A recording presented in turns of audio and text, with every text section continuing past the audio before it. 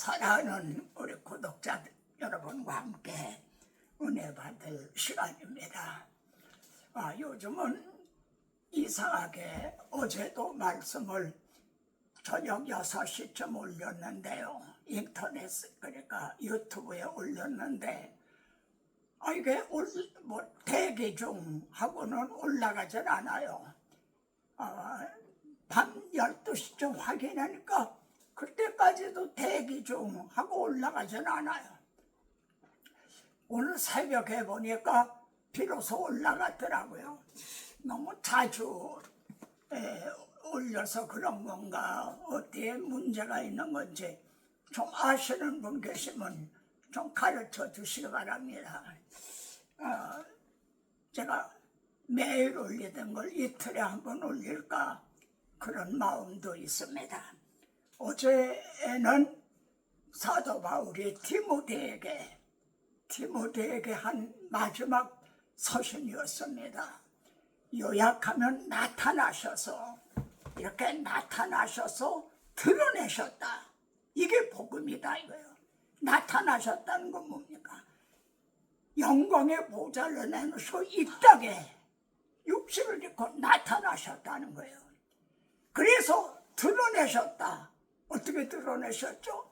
죽으시고 부활하심을 통해서요.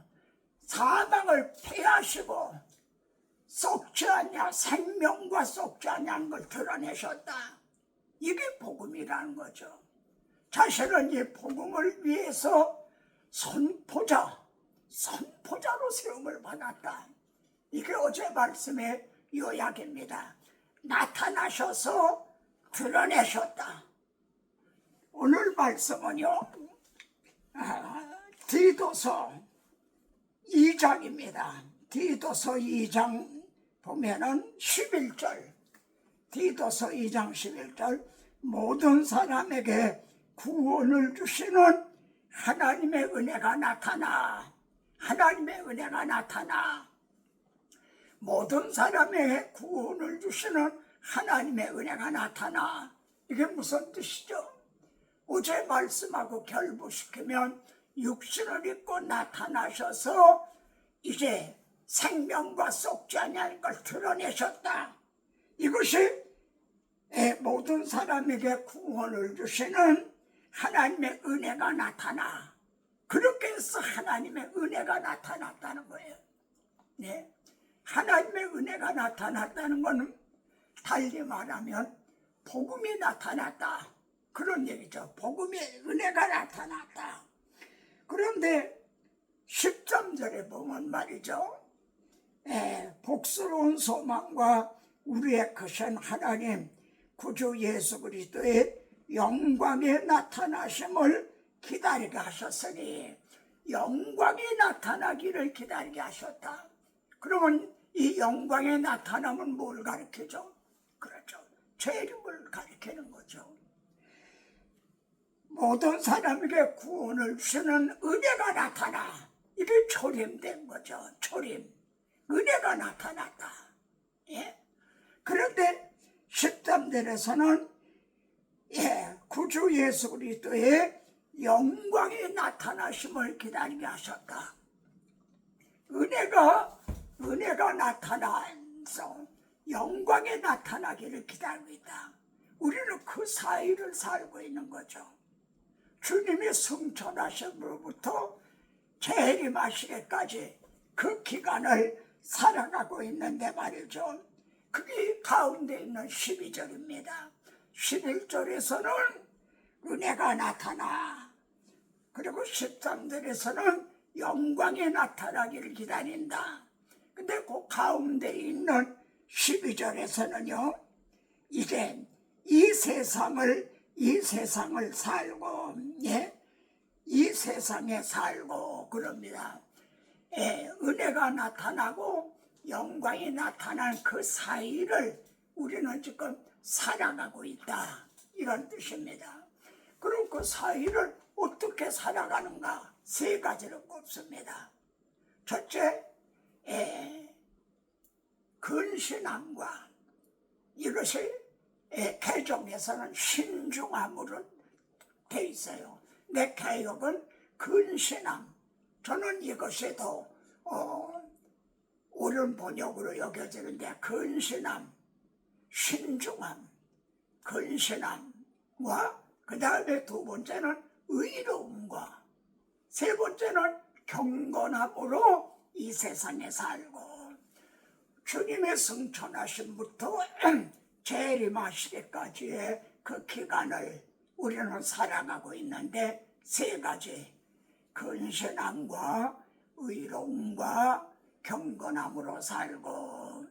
지금 여러분은 벌써 생각하셨을 거예요. 성령께서 이렇게 생각나게 해주시거든요. 뭘 생각합니까? 근신함은 자기하고의 싸움인 거예요. 자기하고의 싸움. 그렇잖아요. 근신한다. 자기하고의 싸움이에요. 의로움과는요, 이웃에 대한 거예요. 이웃과의 관계는 의로운 관계. 경건함으로 살고는요, 그건 하나님과의 관계죠. 제가 홍콩에서 그 생명길 선교회 선교사님들 한 7, 80명 되는 선교사님들에게 한 주간 동안 이제 그 세미나를 하는데, 그 중간에 대만 목사님을 초청을 해서 1시간 특강을 하는 시간이 있었습니다. 저도 거기에 경청을 했는데, 그때 그 대만 목사님의 이 성경을 말씀하더라고요. 근신함과 이건 안으로의 영성이라는 게요. 안으로의 영성. 근신은 안으로의 영성. 그러면은 의로움과는요, 밖으로의 영성이라는 게, 밖으로의 영성. 그런 경건함으로는요, 위로의 영성. 저는 그걸 감명 깊게 들었어요. 안으로의 영성, 밖으로의 영성, 위로의 영성. 그런 세 가지 관계 속에서 나 자신과의 관계, 이웃과의 관계, 하나님과의 관계에서 우리는 이 세상에 살고. 자, 한번 생각해 보십시다. 이 세 가지 관계성에 어느 관계가 어려운 것 같은가요? 물론 세 가지가 다 어려운 겁니다. 그런데도 사도 바울은 날마다 나를 쳐서 복종하게 하면, 그런 얘기를 하죠. 날마다 나를 쳐서 복종하게 하면. 그건 권투용어인데요, 자기를 KO시킨다는 거예요. 밤낮 자기를 KO시킨다. 날마다 자기를 쳐서 복종하게 한다. 왜냐하면 다른 사람에게 전파한 후에 나 자신이 버림을 받을까, 그게 두려워서다. 이런 말씀으로 맺어볼 때는 자신과의 싸움이 가장 어려운 것 같아요. 그래서 신중함보다는 근신함이 더 좋은 것 같아요.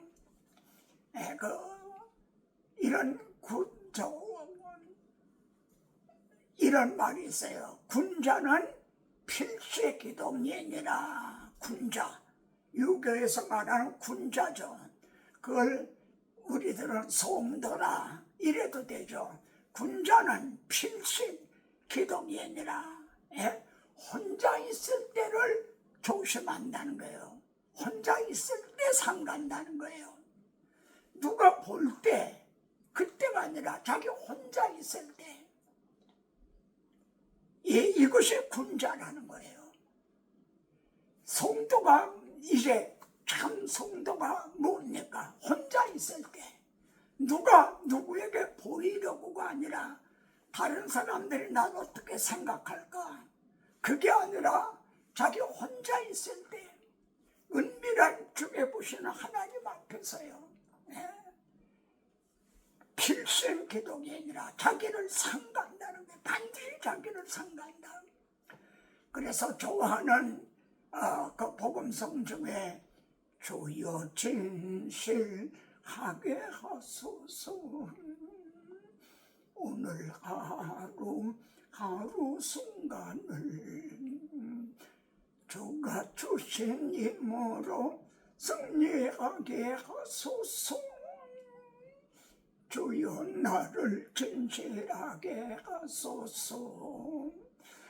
그래서 제가 좋아하는 찬송 중에 날 대속하신 예수께 내 생명 모두 드리니 늘 진실하게 앞서서 내 구주 예수여.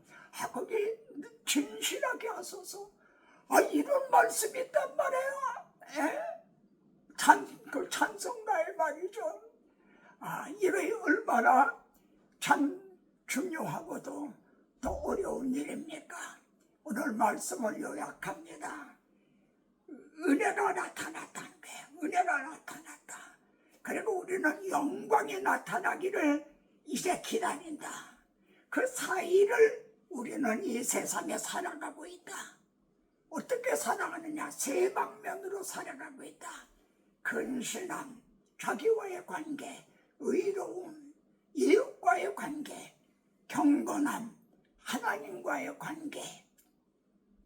우리 이 영상을 시청하는 우리 형제 자매 여러분, 우리 함께 이렇게 영광이 나타나기를 사모하고 기다리는 우리들, 이 세 방면 늘 명심하십시다.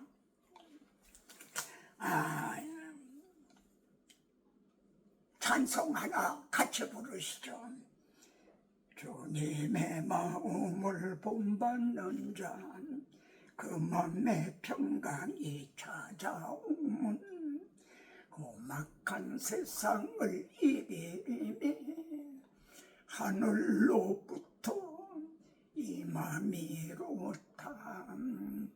주님의 마음 본받아 살면서 그 거룩하신 나도 이루리. 주 모습 내 눈에 안 보이며 그 음성 내 귀에 안 들려도 내 영혼 날마다 주를 만나 신령한 말씀 늘 배우도다. 주님의 마음 본받아 살면서 그 거룩하신 나도 이루리. 주 예수 세상에 다시 오실 그날엔 무성도 변하여 주님의 빛나는 그 영상을 다 함께 보며 늘 찬양하리. 주님의 마음 본받아 살면서 그 거룩하신 나도 이루리.